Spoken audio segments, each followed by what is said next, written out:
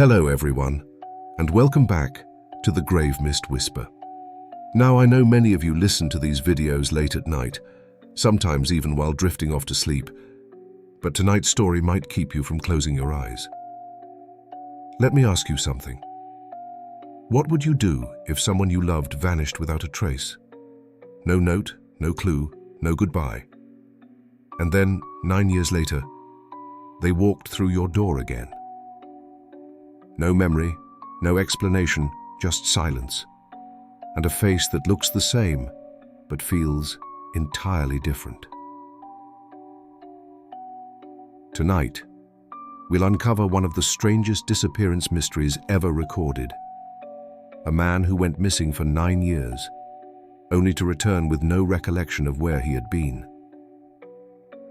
Before we begin, tell me in the comments, if a loved one returned after years away with no memory, would you still believe they were the same person? And of course, don't forget to like and subscribe if you enjoy true mysteries and psychological horror. It helps us keep the stories coming. Now, dim the lights, get comfortable, and let's begin. It started on a calm Tuesday morning, the kind of day that passes so quietly you never think to remember it. At exactly 7:15 a.m., Evan Mercer left his small house on the outskirts of town. He kissed his wife, said he'd be home by 6, and promised to finally fix the light in the hallway that kept flickering. It was an ordinary moment, the last one anyone would ever see of him. He drove off in his silver sedan, the same route he'd taken to work every day for 8 years. He wasn't running late, wasn't distracted. Traffic cameras captured his car passing the usual intersections until, somewhere past the last gas station on Route 19, he simply vanished. Hours later, when he didn't come home, his wife called his phone. It rang 3 times, then went to voicemail. At first she thought nothing of it. Maybe he'd worked late again. But as the evening deepened, something in her gut told her something was wrong. By midnight, she called the police. The next morning, officers found Evan's car parked on a dirt shoulder along a rural road, miles away from the highway. The driver's door was open. The engine was still warm. Inside were his wallet, his phone, and a half-finished cup of coffee. There were no footprints in the mud leading away from the vehicle, no tire marks suggesting another car had pulled up, no struggle, no sign of violence. It was as if he had stepped out of the driver's seat and dissolved into thin air. Police combed the area in a grid pattern, dogs sniffing every patch of ground. Nothing. Helicopters scanned the woods with thermal cameras, no body heat, no trace of movement. When the phone company pulled the GPS record, the last signal had stopped exactly where the car sat. After that, silence. By day 3, the media caught wind of it. Neighbors gathered outside the Mercers' small brick house, whispering theories. He must have run away. Maybe he staged it, or maybe he wasn't alone that morning. But the people who knew Evan best, his family, his co-workers, swore he had no reason to leave. He'd just been promoted at work. He'd been planning a weekend trip with his wife. He was steady, predictable, the kind of man who never forgot to set out the trash. Detectives widened the search radius, checking bus stations, motels, credit card logs. Not a single sighting. His bank account remained untouched. His phone never turned on again. It was as if the world had swallowed him whole. One quiet man on one ordinary morning, erased from reality between 2 stretches of road. By the end of the week, the case file was opened under one word: missing. And as the days turned to weeks, the poster of his face began to curl at the edges, rain-soaked and fading on every utility pole in town. His wife kept the porch light on every night, just in case he found his way home. But the phone never rang. The door never opened. And the only sound left in that house was the flickering of the hallway light, still waiting to be fixed. The first week after Evan Mercer disappeared, the town came alive with urgency. It was the kind of story that breaks the stillness of small-town life. a man who left for work and never arrived. The police command post was set up by the side of the road where his car had been found, orange tape fluttering in the breeze, search maps pinned to the hood of a patrol vehicle.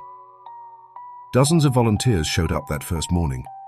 Neighbors, co-workers, complete strangers, all holding flashlights, water bottles, and quiet hope. They combed the woods shoulder to shoulder, calling his name into the trees. "Evan, can you hear us?" Only the wind answered. The forest near Route 19 stretched for miles, thick pine and oak that swallowed sound and sunlight. Helicopters swept the sky, thermal cameras scanning the underbrush for any sign of body heat. Drones hovered low, cameras feeding live images back to command. Nothing. No footprints, no torn clothing, not even a dropped key. It was as if the earth itself had closed over the spot where he vanished. Divers searched the nearby river for 3 days. They found the twisted frame of a bicycle, 2 rusted cans, and the skeleton of a deer, but no sign of a man who had once been alive and laughing and late for dinner. By the end of week 2, hope had started to fade. The volunteers dwindled, the news vans left for newer tragedies, and the Mercer's house, once full of movement and visitors, grew unbearably still. Evan's wife, Laura, left the porch light on every night. She'd sit on the couch, staring at the door, waiting for footsteps that never came. Her coffee went cold beside her. The same news channel replayed his photo again and again, the headline shrinking from local man missing to ongoing investigation. At first, she answered every phone call on the first ring. By the end of the month, she let it go to voicemail. The same silence echoed through each message. In the following weeks, the search radius expanded to neighboring towns. Detectives checked motels, border crossings, hospitals.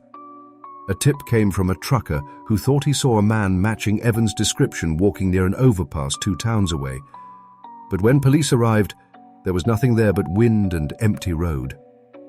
A psychic from out of state contacted the family, claiming she could feel Evan near running water. The police followed the lead, another dead end. The posters began to come down. Rain had warped their edges. The once bright photo of Evan, smiling in a light blue shirt, faded under the sun. The word missing peeled away, letter by letter. And though life in the town slowly moved forward, people returning to their jobs, the search team's radios falling silent, the Mercer home never quite did. Dinner was still cooked every night.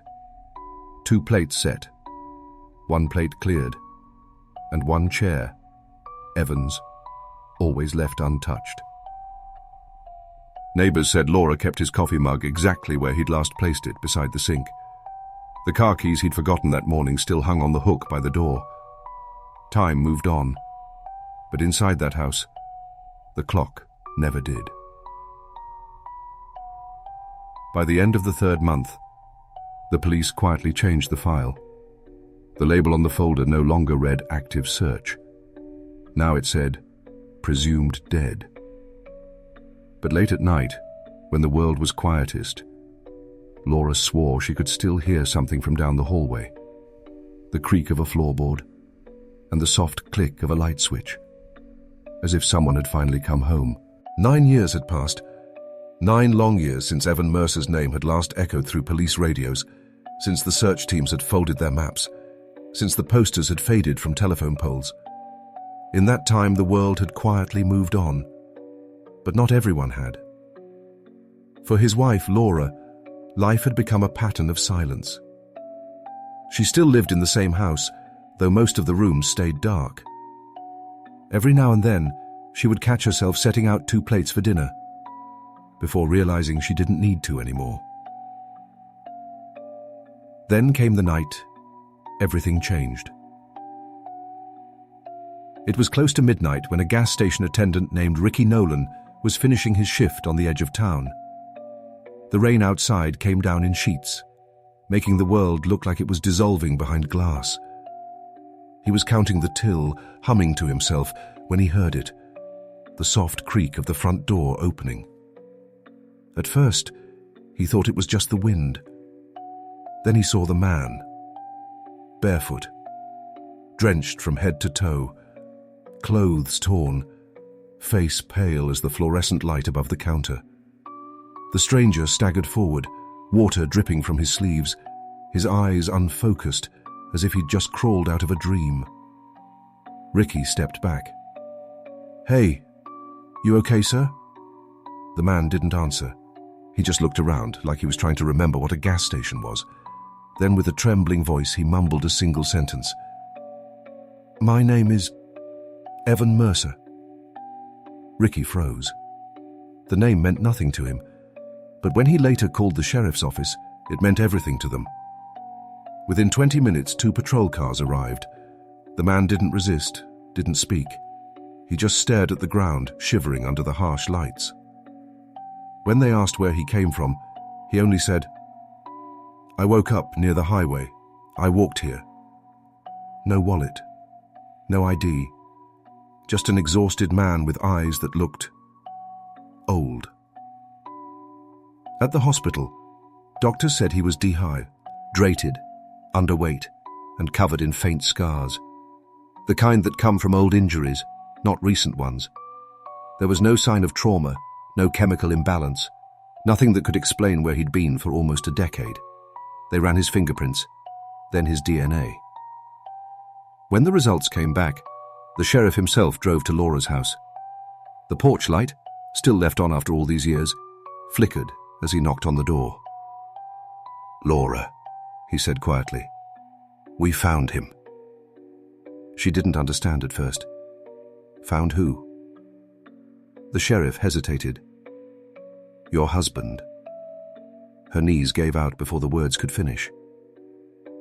At the hospital, when she walked into his room, she stopped cold. It was him. The same face, the same faint scar near his eyebrow. But his eyes, those were different. They looked distant, almost wary, as if they belonged to someone who had lived several lives in secret. When she whispered his name, he smiled faintly. "Do I know you?" he asked. That's when she realized this wasn't a rescue. It was the beginning of another mystery. The news spread fast. A man declared dead nearly a decade ago had just walked back into the world, alive but stripped of memory. The town that once pitied his loss now watched in uneasy wonder. And late that night, as lightning illuminated the dark outline of the hospital, one nurse swore she saw Evan staring out the window. Not at the rain, but at something beyond it. Something, as if it was calling him back. When the news broke that Evan Mercer had been found alive, the hospital filled with people who once thought they'd never see him again. His family came first. His wife Laura, his younger sister, his father, who had aged nearly a decade waiting for an answer. But as each one entered the room, their joy faltered. It was him. Yet it wasn't. He looked older, not just in years, but in the way his body carried time. Thinner, yes, but also weathered. His skin bore a faint, uneven tan, like someone who had lived years beneath a different sun. And his eyes were distant, pale grey, like the colour of water after a storm. When Laura first saw him, she froze. He smiled at her, that familiar crooked smile she had once loved. But the warmth behind it was gone, replaced by something hollow, something rehearsed. "Evan?" she whispered. He blinked, as if testing the sound of his own name. "Yes, that's me." The way he said it, uncertain, cautious, made her stomach twist. He looked like her husband, sounded like him. But his voice carried a faint accent she couldn't place. Not foreign, exactly. More like someone who'd forgotten how words were supposed to sound. The doctors had explained he was suffering from dissociative amnesia, a rare condition where memory fragments after trauma. He remembered his childhood, his parents, old friends. He could even recall the street he grew up on, the smell of pine from the backyard swing. But when asked about the missing 9 years, where he had been, who he'd been with, his answers always circled back to one sentence. I woke up near the highway. I just started walking. Every time, the same words, the same flat tone. No one could tell if it was a memory or a script. His father tried to make light of it at first. Well, son, you sure gave us a scare. But Evan didn't laugh. He looked down at his hands, long, bony, marked with faint scars no one could explain, and said quietly, I didn't mean to. He said it like an apology to someone who wasn't in the room. In the days that followed, Laura tried to bring pieces of their old life back to him. She showed him photo albums, family videos, favorite meals. He nodded politely, as if watching a movie about someone else. Once, when she handed him a picture of their wedding day, he studied it for a long time. Then he asked, Do you still live in that house? The question cut her deeper than any silence. At night, he couldn't sleep. Nurses said they would find him standing by the window, watching the parking lot below, as though waiting for someone to arrive. One nurse claimed he kept whispering something under his breath, a name she didn't recognize.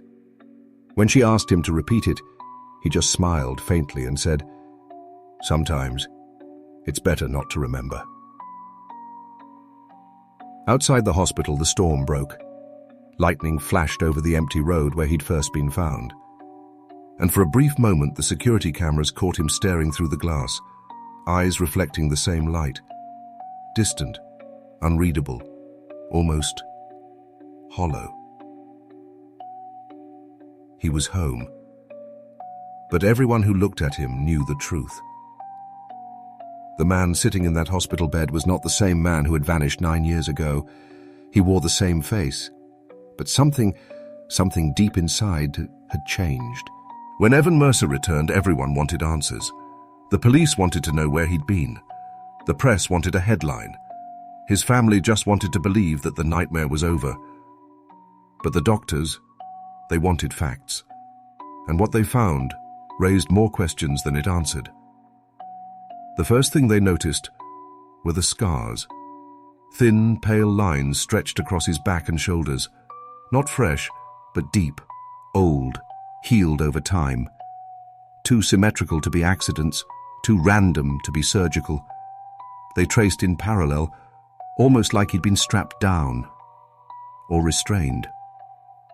When Laura was asked if Evan had ever been injured like that before, she shook her head. No, not once. Her husband had never even broken a bone in his life. Until now.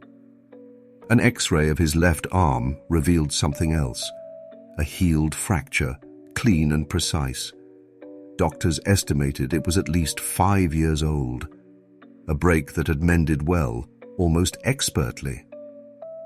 Whoever set this, the orthopedic specialist said, knew what they were doing. But that was the problem.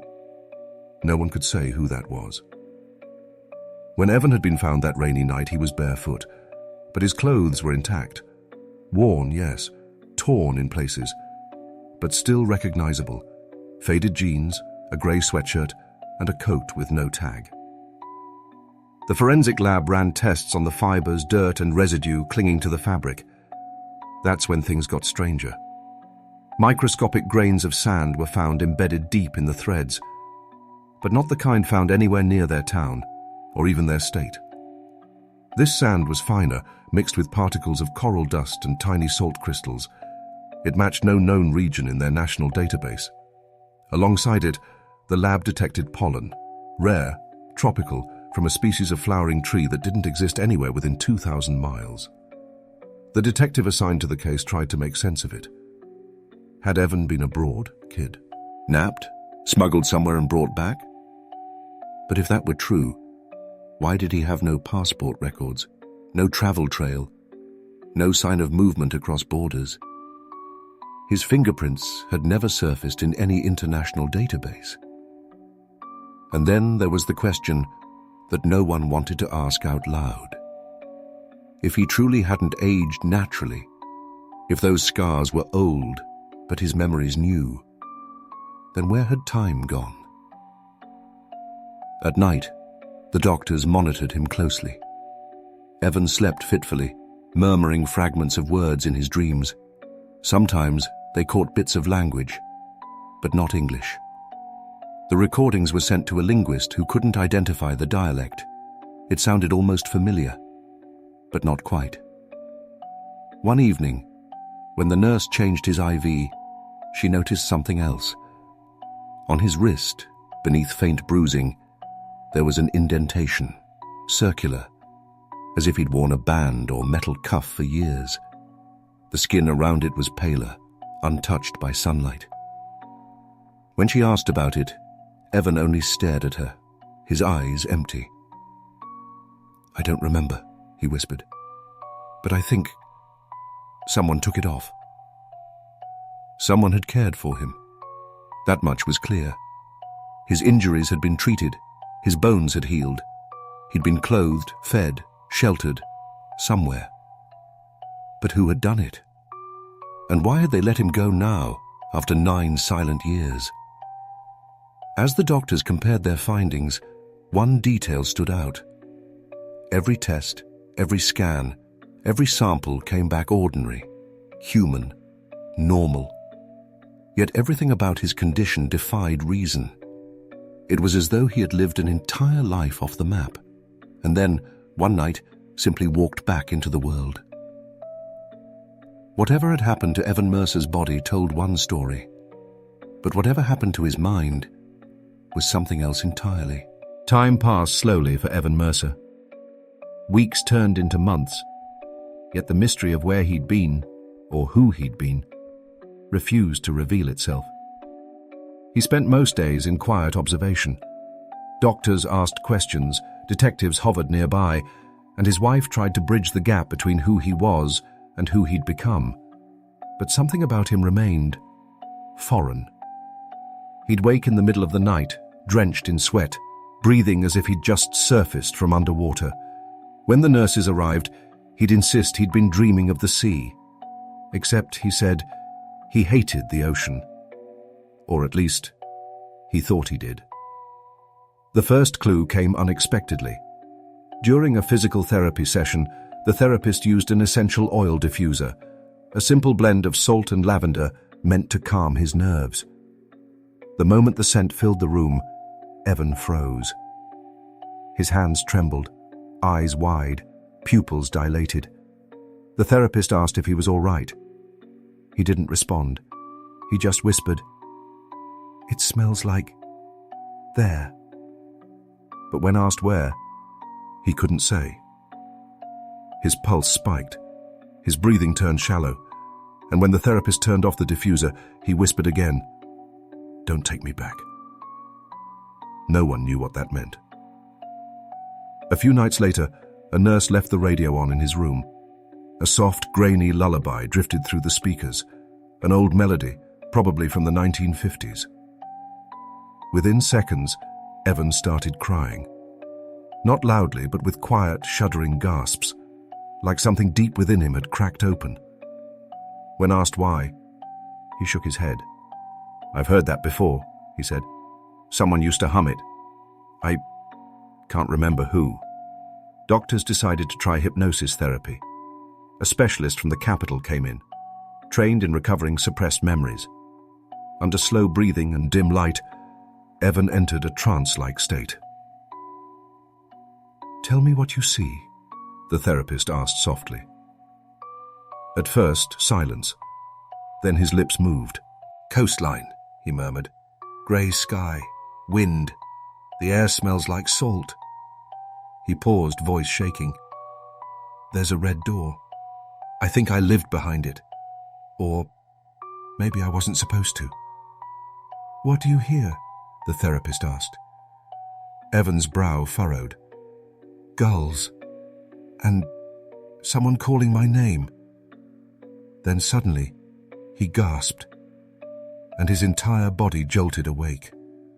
The session was over. When shown a sketch artist's drawing later, he could only nod, saying, "That's it. That's what I saw." A coastline, a red door, and the echo of gulls in the distance. Investigators dug through old missing person cases from nearby towns, hoping to find a connection. To their surprise, there were others. A woman found wandering a highway outside Maine. A teenager discovered barefoot on a rural road in Oregon. A fisherman in Nova Scotia who reappeared after years, confused and aged, claiming he'd woken up by the water. Each case shared 3 strange details: amnesia, a beach, and a red door that appeared in their memories. None of them could remember how they'd arrived there, or how they'd left. Evan grew restless after hearing this. He started sketching, jagged charcoal drawings of shorelines, empty houses, and that red door. Every version of the door was slightly different, sometimes weathered wood, sometimes metal, sometimes surrounded by fog. But in every drawing, it was open.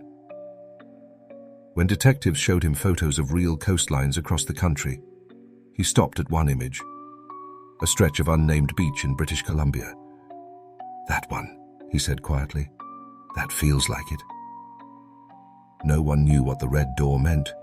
A dream, a memory, or a place waiting for him to return? One of the officers said later that when Evan stared at that photograph, something strange happened. The heart monitor beside him began to spike wildly, as if his body recognized what his mind could not. And when they turned the photo away, Evan whispered a phrase that made everyone in the room go still. "They said, if I ever remembered, I'd go back." By now, Evan Mercer's case had drifted beyond missing person investigations and into the realm of science and psychology. The police had done their job. The evidence was catalogued. The leads had gone cold. But what lingered, what no one could quite explain, was his mind. He remembered his childhood, his family, the house he grew up in. But 9 entire years of his life were gone, not forgotten, erased. That kind of absence doesn't happen by accident. The neurologists at St. Vincent's Hospital began their examinations. Brain scans, memory recall tests, neuroassociation prompts. Every result came back normal. No head trauma, no neurological damage, no physical reason he shouldn't remember. That's when they started considering something far stranger: dissociative fugue. It's a rare psychological condition, often born out of extreme trauma. When the mind encounters something so unbearable, something it cannot process, it creates a wall, sealing that memory away. But sometimes, that wall becomes a door. A person under fugue doesn't just forget. They become someone else. A new name, a new identity, a new life. They walk away from their past, unaware of who they once were. It's a kind of psychological escape, the brain's ultimate survival mechanism. One neurologist, Dr. Monroe, explained it simply. "Imagine your mind as a house," she said. "Each memory a room. One day something terrible happens in one of those rooms, something you can't face.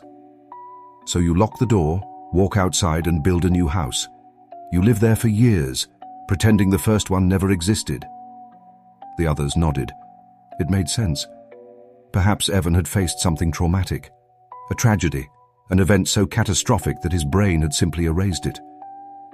Maybe, they thought, he'd run from it, fled subconsciously, built a new life somewhere under another name. But if that was true, was there no record of that other life? No fake IDs, no job history, no paper trail, digital or otherwise. For 9 years, Evan Mercer did not exist anywhere. When detectives revisited his old life, they searched for what might have triggered such a collapse. They combed through financial records, family history, his workplace, even old therapy notes. There was nothing. No abuse, no legal troubles, no secret debts, not even a hint of mental instability. He'd been an ordinary man living an ordinary life, until the morning he vanished. So the question shifted. If he hadn't been running from something real, then what, or who, had he been running toward? Dr. Monroe noticed something subtle during her sessions with him. Whenever she mentioned home, his pulse would quicken. Whenever she mentioned the sea, his eyes would water. And when she asked him to picture the word safe, he always hesitated before whispering, "I don't know where that is." One day, during a cognitive recall test, she showed him random photographs: forests, cities, people, beaches. He reacted to none until one image appeared. A stretch of coastline, grey sky, gulls above. He flinched, and then, almost without thinking, he said, "I've been there, but it wasn't me." The phrase unsettled the entire team. It wasn't me. Was that metaphor, or a clue? If dissociative fugue had created a second identity, had that other version of him lived those missing 9 years and buried the truth somewhere even deeper? Every medical test said he was healthy. Every psychological exam said he was not. And somewhere inside that fractured memory, behind that locked mental door, the real Evan Mercer was still hiding. Whatever he was running from, it wasn't outside him. It was inside his own mind. And if he ever found it again, no one could say which version of him would come back. Months had passed since Evan Mercer came back. The world had moved on from the headlines, but one person hadn't. Her name was Claire Rowan, an investigative journalist with a reputation for chasing impossible stories. She'd followed Evan's case since day one, and something about it wouldn't let her go. To her, it wasn't just a disappearance, it was a fracture in reality. So while the doctors searched his mind, Claire started digging into the world around him. And that's when she found it, a name that shouldn't have existed. Daniel. In a coastal town nearly 300 miles away, a man matching Evan's description had been seen working odd jobs over the last several years. No ID, no documents, paid in cash, quiet, polite, always distant. He'd introduced himself simply as Daniel. Locals said he never talked much about his past. He'd show up early, leave late, sleep in a rented shack behind the old cannery by the water. Sometimes he'd stare at the horizon for hours, unmoving, as though waiting for something that never came. Then, just 1 week before Evan Mercer reappeared at that highway gas station, Daniel vanished without a trace. Claire drove to the town herself, a place called Red Harbor. Fog rolled through its narrow streets, the smell of salt thick in the air. She spoke with a few locals who remembered him. A cafe owner, a fisherman, a retired nurse. All of them said the same thing. He was quiet, kind, sad, and he had a scar on his left eyebrow, the same one Evan Mercer had. The retired nurse, Mrs. Hanley, told her something that froze her blood. A few months before Daniel disappeared, he'd collapsed outside the market, a fainting spell brought on by exhaustion. When she helped him inside, she noticed he had a faint accent. Not foreign, just off. She asked him where he was from. He hesitated before saying, "Someplace I can't go back to." Cletas re-showed her a photo of Evan from the newspaper. Mrs. Hanley's eyes widened instantly. "That's him," she whispered. "That's Daniel." Subject identified as Daniel, coastal labourer, no ID, disappeared 1 week before Evan Mercer's confirmed reappearance. Same scar, same height, same eyes. Possible fugue state identity. Hypothesis: Daniel may have been the constructed persona Evan lived under for 9 years. But that raised a haunting question. If Daniel was the version of Evan that existed during his fugue, then where had Daniel gone when Evan came back? Doctors explained it as a psychological event, the collapse of a secondary identity once the primary self resurfaced. But some theories went deeper. Could two versions of a person, two lives, truly exist within the same mind? Had Evan's consciousness simply switched back, erasing the memories of Daniel like words wiped from a chalkboard? Or, as some whispered, did something else take Daniel away the night Evan returned? Claire visited the shack behind the cannery. It was small, barely standing. Inside, she found a few personal belongings: clothes, an old radio, and a sketchbook. Every page was filled with drawings of the sea and a red door standing alone in the sand. At the back of the sketchbook, one sentence was written in shaky handwriting: "If I remember, I disappear." When she brought the sketchbook to Evan, he turned pale. His hands trembled as he flipped through the pages. This is mine," he whispered, "but I never drew it." His pulse quickened, and the machines around him began to beep wildly. It was as if the mind of Daniel was stirring again, trying to return or trying to warn him. So who was Daniel? A false identity born from trauma? A survival mechanism that lived a quiet life before fading away? Or had two men, sharing one soul, existed in different lives until the Wuti Rald could only hold one of them? And if that's true, who exactly was sitting in the hospital bed now? Evan Mercer, or what was left of Daniel? In the end, the case of Evan Mercer didn't end with revelation. It ended with paperwork. The police filed the final report under psychogenic amnesia, a clinical term for a condition that means everything and nothing. A mind breaks, rewrites itself, forgets what it needs to survive. No further investigation was deemed necessary. No new witnesses came forward. The file was stamped, sealed, and quietly shelved. Another unsolved story that science had tried to explain, and the world had chosen to forget. Evan was released from the hospital 3 months later. He didn't go back to his old house. He sold it. Too many memories, he said. Instead, he bought a small cottage on the outskirts of town, a quiet place surrounded by fields and wind. He told the doctors he wanted peace, and for a while he seemed to have found it. The neighbors describe him as polite but distant, the kind of man who waves when you pass, but never stops to talk. He keeps to himself, doesn't own a phone, doesn't drive. Some nights, the lights in his house stay on until dawn. Other nights they say they see him outside, barefoot, standing motionless in the yard, looking toward the horizon. When the wind picks up, some claim they've heard him whisper something under his breath, a single word. Daniel.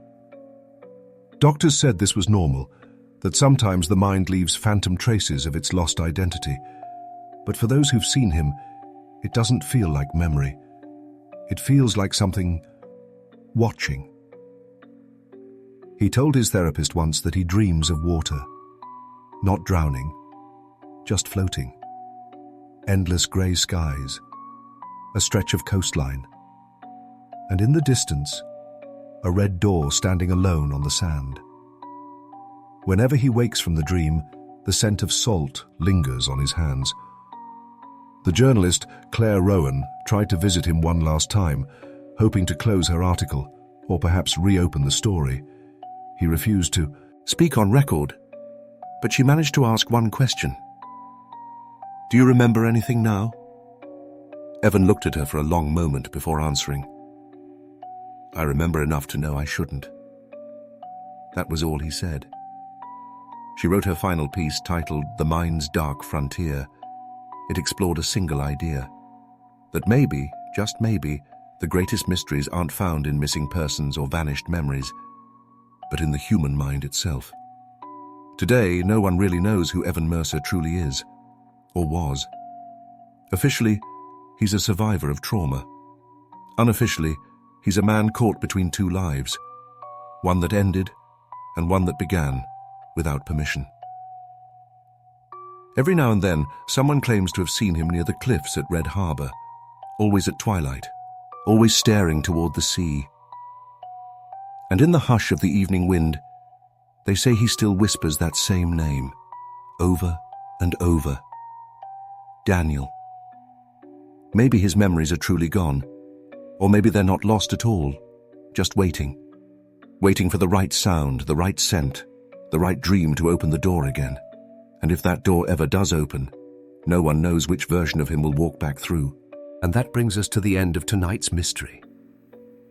9 years gone, and no memory of where he'd been. Do you believe his mind truly forgot? Or that it chose to hide what it couldn't face? Tell me your theory down in the comments. I love reading your thoughts after every video. If you enjoyed this one, be sure to like, share, and subscribe so you don't miss the next strange true story.